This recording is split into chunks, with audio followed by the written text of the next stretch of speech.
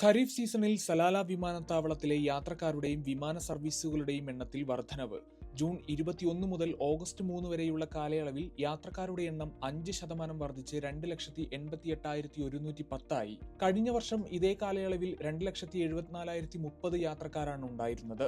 വിമാന സർവീസുകൾ 16% വർദ്ധിച്ച് മൊത്തം 1,849 സർവീസുകൾ നടത്തിയെന്നും ഒമാൻ എയർപോർട്ട്സ് അറിയിച്ചു. 2024-ൽ 1,592 വിമാന സർവീസുകളാണ് ഉണ്ടായിരുന്നത്. വിമാനങ്ങളുടെ എണ്ണത്തിലും 16% വർധനവ് രേഖപ്പെടുത്തി. 2024-ൽ 795 വിമാനങ്ങളാണ് ഉണ്ടായിരുന്നതെങ്കിൽ ഈ വർഷം 925 വിമാനങ്ങളെത്തി.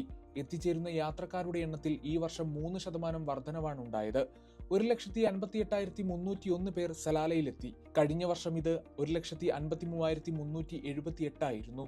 നടപടിക്രമങ്ങൾ പൂർത്തിയാക്കുന്നതിലും വിമാനത്താവള ലോഞ്ചുകളുടെ ശേഷി വർദ്ധിപ്പിക്കുന്നതിലും വൈവിധ്യമാർന്ന ഹോസ്പിറ്റാലിറ്റി വാണിജ്യ സേവനങ്ങൾ നൽകുന്നതിനുമായി ഏറ്റവും പുതിയ സാങ്കേതിക വിദ്യകളാണ് പ്രയോജനപ്പെടുത്തിയത്. ഇതുവഴി യാത്രക്കാർക്ക് സുഖകരമായ യാത്രാനുഭവം നൽകാൻ സാധിച്ചതായി ഒമാൻ എയർപോർട്ട്സ് അറിയിച്ചു. യാത്രക്കാർക്ക് കാറുകളിലിരുന്ന് യാത്രാ നടപടിക്രമങ്ങൾ പൂർത്തിയാക്കാൻ സഹായിക്കുന്ന ട്രാവൽ ഈസിയർ സംരംഭവും നടപ്പാക്കിയിരുന്നു. ഇത് സമയം ലാഭിക്കാനും സുഖസൗകര്യങ്ങൾ വർദ്ധിപ്പിക്കാനുമാണ് സഹായിച്ചത്. മനോഹരമായ കാലാവസ്ഥയും മഴയുമൊക്കെ ആസ്വദിക്കാൻ ദോഫാറിലേക്ക് ലോകത്തിന്റെ വിവിധ കോണുകളിൽ നിന്നും സഞ്ചാരികൾ എത്തുന്നുണ്ടെന്ന് സാക്ഷ്യപ്പെടുത്തുന്നതാണ് വ്യോമഗതാഗതത്തിലും യാത്രക്കാരുടെ എണ്ണത്തിലുമുള്ള വർധനവ്. ഗൾഫ് മാധ്യമം, സലാല.